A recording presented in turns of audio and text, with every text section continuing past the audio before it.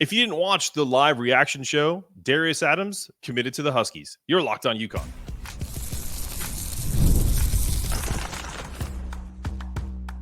You are Locked On UConn, your daily podcast on the UConn Huskies, part of the Locked On Podcast Network, your team every day.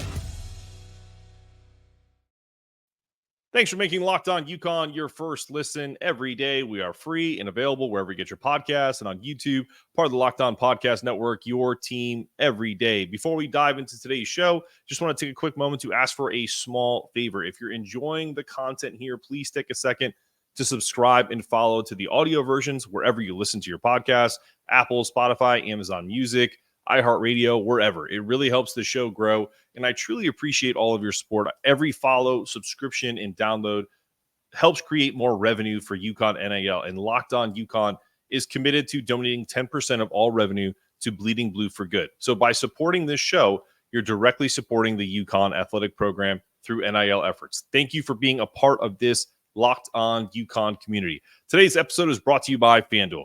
Place your first $5 bet and you'll get started with $200 in bonus bets guaranteed.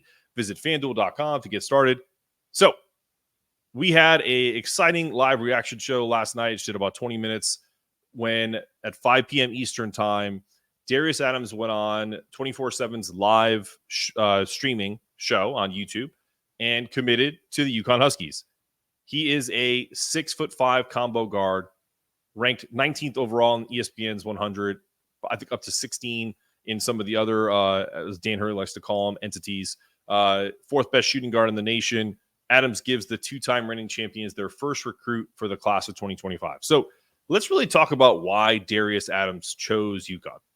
He had offers from powerhouse programs like Michigan State, Tennessee, and even scheduled an official visit to Alabama. However, after visiting UConn, he canceled that Alabama trip and his decision was made. What really stood out to him, it felt like family. So according directly out of his mouth from last night, it felt like family. It felt right. After watching them practice, I wanted to go to work. When the visit was over, I didn't want to leave. So that to me just spoke volumes about Darius, and he didn't really draw this out. And if I go back to, we're going to mention Jake Weingartner, who will be on the show later this week, talking about Darius's, recruitment in general. There wasn't a lot of talk around him, and that's kind of on par for who he is as a player. Very intense, very much a hard worker, but not exactly out there jawing. I don't care about that, but he just isn't that personality. He's a no nonsense kid, Jersey kid. By the way, his Instagram video that has been put across all over X and Twitter, whatever you call it, it's phenomenal and it goes hard. It's exactly what you want from a kid that is not only just a recruit here, but a 5-star elite blue chip prospect that is coming to UConn. He mentioned how he developed a strong bond with Coach Hurley. Again, fiery passion on the sideline, something all of us UConn fans are familiar with, and that was a huge factor in Adams' decision. He loved Hurley's intensity and the way Hurley pushes his players, but in a positive way, Adams added. Quote from Darius Adams, "I love his intensity. He gets shooters open. He gets you ready for the next level. He is relentless on the court." I love that phrase. And hard on his players in a good way. Funny guy off the court and a little sarcastic. So there's that Jersey, busting chops mentality. And I know that resonates with Darius and his family. So it wasn't just UConn's winning culture or facilities. It wasn't the, eventual, I'm sure, NIL implications. It was Hurley and his coaching style that sealed this deal. That's a huge testament to the way Dan has built this program. He's not just recruiting the top talent. He's building strong connections and showing that UConn is a place where players can develop and get ready for the next level.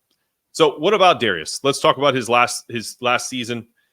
During his junior year at La Lumiere School in Indiana, he averaged 15.1 points and 5.1 rebounds over 12 EYBL scholastic games. He shot over 40% from three-point range. We're not talking about just one tournament. Adams consistently put up solid numbers in the Nike EYBL circuit, including 14.4 points per game at the Nike Peach Jam. So again, a really solid performer that has a lot of upside. What stands out the most about Adams is his versatility. He's a 3-level scorer. So what that means is he can knock down shots from deep. He can create off the bounce and finish at the rim. He's excellent on both spot-up shooting and moving without the ball. which makes him a perfect fit in Dan Hurley's, Luke Murray's offensive system. Hurley loves getting his shooters open, as he said.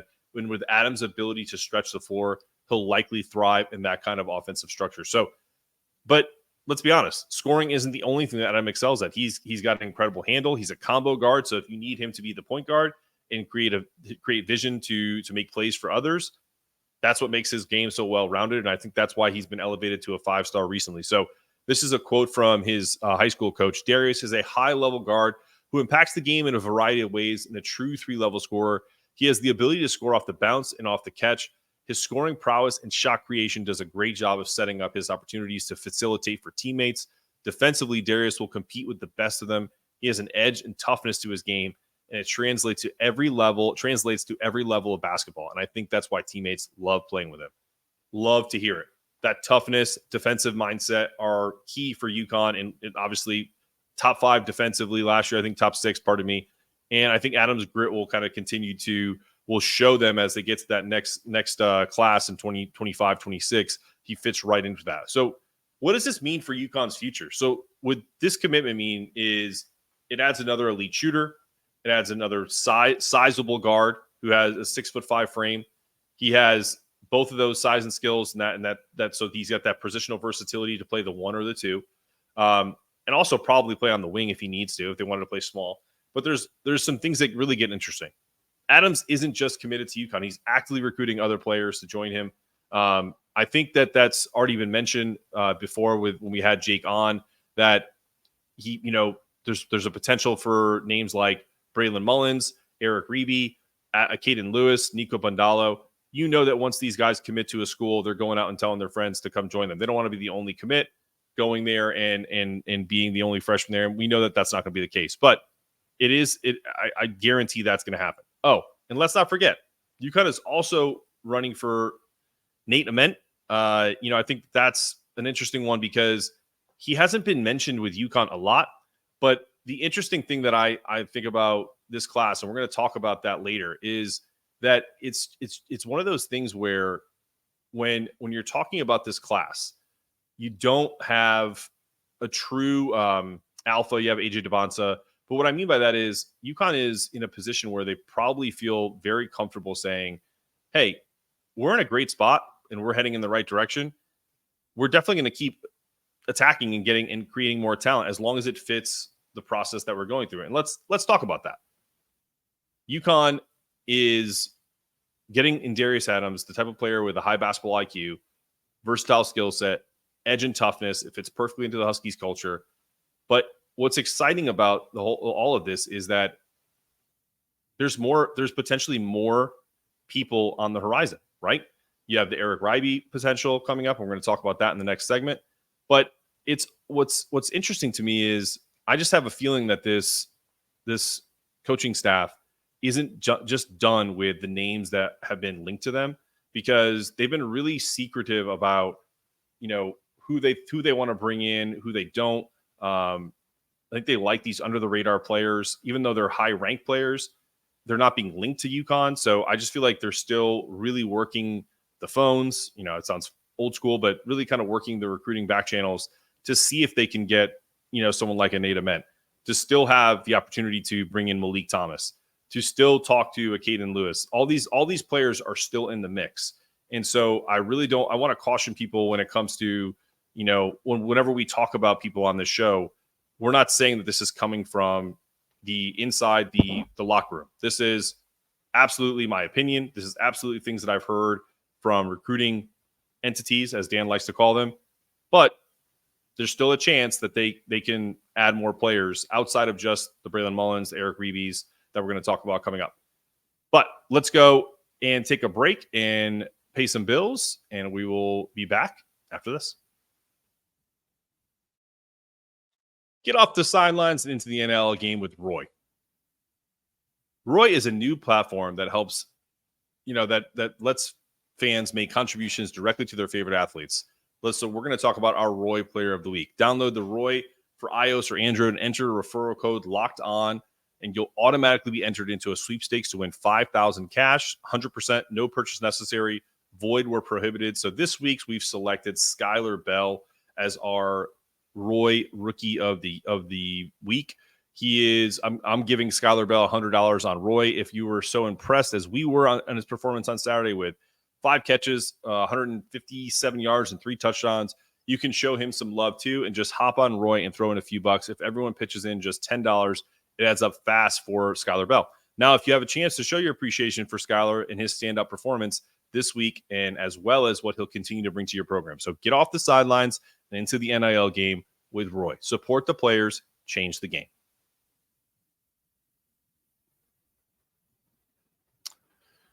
All right, you're back on Locked On UConn. I'm going to put my name up there again in case you want to follow me on X at Marcinetto CBB, or you can follow the show page at Locked On UConn. It all helps.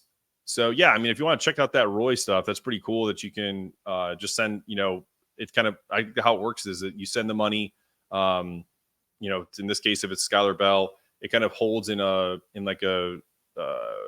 interest account, a vested interest account. And then once the player commits to coming back for the next year, then they get the money. So it's kind of like funny money until it actually, until the person commits to the following year with UConn. So that's something that you can definitely check out. It's a pretty cool platform and definitely see what it is. So let's move on. We obviously just signed Darius Adams. So we have kind of an update from the Eric Reibe camp. So they've scheduled, you've heard this before. We've talked about the 5-star center from Maryland. If you've been following the show at all, you remember we had Jake Weingartner, who I've mentioned already on the show from Stock Risers. And let me tell you, he was spot on his predictions about Darius Adams. So let's pay attention to some of the things he's saying. Jake also gave us some inside scoop on Eric Reibe's recruitment. Couldn't be on the show today, but that's fine. Things are really ramping up fast. He sent out a tweet earlier today talking about how UConn is sending an assistant. I'm assuming that's Luke Murray. I feel like they have the best relationship. So it's, Eric, it's part of today as part of his continued push to land the talented 7-footer. What's really interesting here is how his recruitment has evolved fast, right? Just a few weeks ago, some people thought Kansas might be the team to beat, myself included, from just hearing from different people talking and sending me messages. But according to Jake, that's not the case anymore. Kansas is, I wouldn't say not in the running, but not the only one that is in the mix. And Creighton has emerged as UConn's biggest competition for Riebe. So it's not just about the Jayhawks and beating them out for the talented 7-footer. Creighton, in fact, is sending, I think, at least one assistant on Thursday, which shows how serious they are about landing him. And I know that they sent an entire staff at one point. But from what we've heard, UConn is right in the mix. And it's shaping up to be, I'm going to say, a 3-team race. But I think we're at least in the second position right now. And between a fellow Big East opponent, the Creighton Blue Jays. So it's moving quickly. UConn staff is clearly pulling out all the stops to make sure they stay in strong position. Like I said, I know that Luke Murray is in the forefront with that recruitment. In fact, I will tell you a funny story. I got an email from a Locked On fan that was on a plane with Luke Murray, and he said, "Go Huskies." And I'm gonna find the email exactly, but I don't want to do it justice. I want to make sure I get that right. Let's see. Let me find it. God.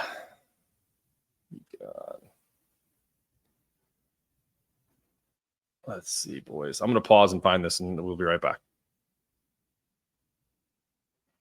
All right. Rather than you see me fumbling through my emails, I thought I'd just find it and then talk about it. So got an email from his name. I'll leave his name out of this, but a fan. And he said, "Hey, big fan of the show. Wanted to share a quick little fun story from last night. Had a flight last night from Baltimore to Bradley and happened to see Luke Murray waiting in line to board the flight. I asked him how the Riebe visit went, and he laughed and said, good. I boarded ahead of coach, and when he was walking by my seat, he flashed his phone to me and showing me he was FaceTiming Eric Reibe while boarding the flight. I started yelling, 'Go UConn,' and 'We are the best,' and something I can't say on the air about Creighton. Hurley, stuff like Hurley's a dog. He's the best coach, blah, blah, blah, holding up the UConn jersey to the camera I was wearing. Everyone around us was looking at it, and a bunch of people were laughing. Coach and Riebe on FaceTime were laughing too. So I like to think if he commits to UConn, I can get partial credit for making it happen. So just a fun little story I wanted to share with a fellow Husky fan and a UConn grad from 2020. If he allows it and we get Eric Reibe, I will name him and you guys can shower him with praise. But I want to protect him in case that had any detriment to the Eric Reibe recruitment, which I don't think it did. I just think that's a funny story that I'm honestly, these guys are out recruiting and, if you're traveling for work or whatever, you probably see them sometimes. And I honestly hope we do get Eric Reibe. But let's talk about his fit.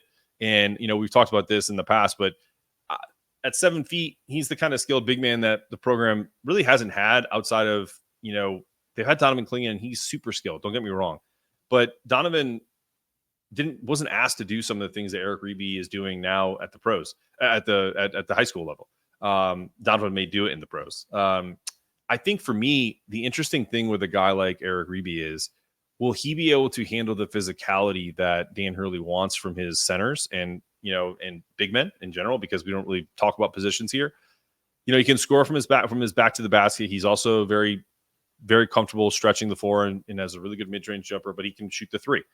But is that something that Dan Hurley system wants, or where ball movement and floor spacing are key? Are we all going to start to allow some of these, centers who can shoot it like Riebe, or if we were to nab Bundalo, who definitely have the range? Is that something that they want to kind of add to this to kind of stretch the floor even more? I don't know. I don't know the answer to that. And especially with some of the conversations around Samson Johnson's role being different this year than last year's. So I do know that if UConn can secure Riebe's commitment, it's going to be a game changer for the 2025 class. So as far as how the dominoes fall, it's another 5-star. It's a 7-footer, instantly elevates the class. And he's also, I think he's underrated defensively. He has this is why Creighton wants him. He's got a Ryan Kalkbrenner vibe with a little more skill set coming in, not as quite as stiff, a little more fluid, and an all-around talent who can facilitate offense and make plays from the high post and even get out in some transition. So Jake Weingartner told us in his last appearance that UConn is in a good place. We believe him. I just think right now it's about the importance of selling. Maybe this is where you want to be. We just signed Darius Adams. How about we pair you and his all-around skill set with your all-around skill set with another versatile guard who just signed and can create dynamic inside-out, floor spacing and have that ability. Riebe's ability to score from the post and also stretch the floor, that also helps someone like Darius get to the rim easier, and everyone else that's on the team. So with that potential commitment from Riebe paired with an already signed Darius Adams, UConn is setting the stage for something truly special. Now, come with me down the what-if world right now, because I don't know if this is going to happen. But if you were to add Eric Reibe, and then you were going to add Braylon Mullins to the mix, then you've got 3 5-stars, positioning them as the top recruiting class, UConn, as having without a doubt, the top recruiting class in the country. But here's where things can get even more exciting. UConn is still in the hunt for these. We talked about it. Malik Thomas, Kaden Lewis, Nico Bundalo, and who I think is just an underrated eventual superstar, Nate Ament. There's a feeling around this recruiting cycle that I have that Dan Hurley and his staff are going all in, saying, screw it. We're bringing in a bunch of 5-stars who we love. And what makes this even more impressive is that they're doing it without compromising their proven evaluation system for recruiting and the transfer portal. While other programs are telling players that they're trying to build, UConn is telling them what they can be a part of if they're so inclined. And frankly, that's exciting for UConn fans, but terrifying for the rest of college basketball, because UConn is here for everything in their quest for this dynasty of the modern era. When we come back, let's talk about UConn football, another dynasty brewing, and get some updates on what's going on with them coming up after this. Hey, NFL fans, you can start the season with a big return on FanDuel, America's #1 sportsbook. So when you get a hunch in the middle of the game, you can check out the latest stats, live play-by-play, and much more on the same page you place your bets. You get started with $200 in bonus bets, guaranteed, when you place your first $5 bet. Now, we're all UConn football fans, or at least I hope everyone is. UConn is now a 16.5-point favorite versus Temple. I know this is college football, but all these bonus bets still work. with an over-under of 49.5. I'm still on the Huskies, but if you want to get in, I would get in right now because betting is weird. And I don't know. I wouldn't feel comfortable if it gets closer to Saturday and they're a 21-point or 3-touchdown favorite. But hey, you never know. That's why it's betting. But yeah, I would get in on this. I think I already got in at minus 14, but it's at 16.5. It's starting to get high because UConn it's a wagon right now, and Temple is not going to be able to stop the run. So thank me later. Get in now. FanDuel, America's #1 sportsbook.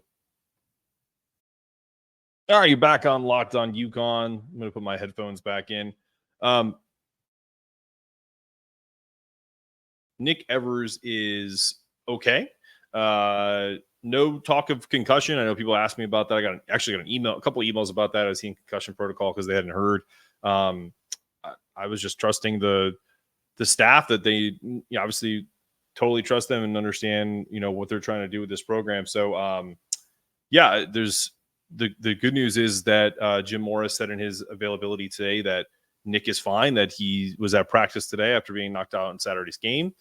And I would imagine it's highly likely he's going to play. So pretty much the same protocol he had after the Maryland game, which is, he missed the Merrimack game, but this time he didn't have a concussion. So I think they were just holding him out on an abundance of caution. He did bang his head on the floor.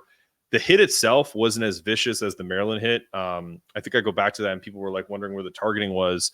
The player that hit him kind of went in with his hands and didn't hit Nick in the head. He hit him in the shoulder. It was the impact of the floor or the turf at Rensselaer Field. Thank God it's it's grass and not artificial turf, or else that probably would have been a concussion just from the impact of the field. A little more give on that beautiful natural grass that UConn has. Shout out to the greenskeepers who take care of that, man. It's beautiful. But let's look ahead really quickly. This is going to be a short little preview. We're going to do obviously more in depth with my TNT podcast crew that helps me on Fridays. But I know I just did a FanDuel promo where I said if it got to a 21-point spread, you should stay away. I think it's just that's just a crazy number. But when you start looking at the numbers of against Temple, UConn is going to be in great position to have a similar game that they just had against Buffalo. If you just look at Temple's season, they've gotten pummeled against the run, but also they don't run the ball very well. If you think about the game against Duke, Duke beat us in both the run game and the pass game, and they were well balanced. When a team is one-dimensional, like the teams that we played the last 3 games, you can, at least 3 out of the last 4, you 100% can do all kinds of games the way Matt Brock and his defensive side of the ball does the 3-3-5. So Temple is averaging just 2.6 yards per carry this season. That's terrible. And they're still trying to run the ball. They're managing only about 81.6 rushing yards per game. And that's because they had a bigger game earlier in the year. But other than that, it'll probably be lower. So last week, Army held Temple to -5 rushing yards, completely stifling that ground game. And they beat them 42-14. So Army's 4-0. Pretty solid team. I think maybe you want to revisit some of those spread numbers, but they're only averaging about 18.6 points per game. UConn's averaging about a 50 burger at home. So I think that you could have a very similar script to this game. And I'm going to throw this caveat out there. With Nick being hurt back-to-back, or not really back-to-back weeks, but having multiple games where he's had head injuries or whatnot, even though it's not a concussion, if they get up early, I would keep him away. I would still the threat of running him, but I would try to protect him a little bit for the long haul of the season, because having him in there gives this UConn team just an added threat to kind of spring him out of the backfield that we don't have with Joey Fayano. And I think if Joey does play, which I think maybe he will in the second half because it may get out of hand, continue to just keep playing and balling out, because I think we're going to use you all season. That's the nature of college football. So I think that with Temple's offense struggling to stay balanced, UConn's defense could really capitalize. I think Gordon Samus really ramps up the the RPO options early in the game and then tapers them back in just more traditional stretch runs like he has such a fondness for as I do. And Cam Edwards, Darrell Robinson, Mel Brown, maybe some Victor Rosa. We heard that he's progressing nicely, can just run all over them. I think they gave up 427 yards to Navy second week of the season. So this team is not going to stop us against the run. Bet your mortgage on it. I'm kidding. Be careful with betting, but I like this UConn team, and I look forward to the fourth win of the season and a potential winning out of this season to be a 10-win UConn football team. It'd be wild to say. Well, listen, this has been another episode of Locked On UConn. Love every second of these episodes, guys. I'm super excited about Darius Adams. Excited to hear about what happens with Eric Reibe, or Riebe. I always say his name wrong, damn it. And the rest of the recruiting class. But I'm also super excited to kind of step away from the recruiting stuff and really get into the nuts and bolts of this season. Talk more about the guys who have been here: Alex Caravan, Jalen Stewart, Samson Johnson. I'm so excited to hear that Samson Johnson's game could expand, and he's going to do some stuff that like Marquette did last year. I mean, I'm still stuck on that. I'm flabbergasted. I think that's amazing. So really going to dive into more of that as the month goes on, and as we get closer. We're very close to basketball season starting, less than 40 days. I think it's 38 days away. Just stick with me, guys. Be on the lookout for some women's coverage. We're going to start having a separate women's show, and really want to give the women's team the due that it deserves. And that's it. This has been another episode of Locked On UConn. I want you to stay locked on, stay connected, make sure that toughness meter is always rising. And as always, go Huskies.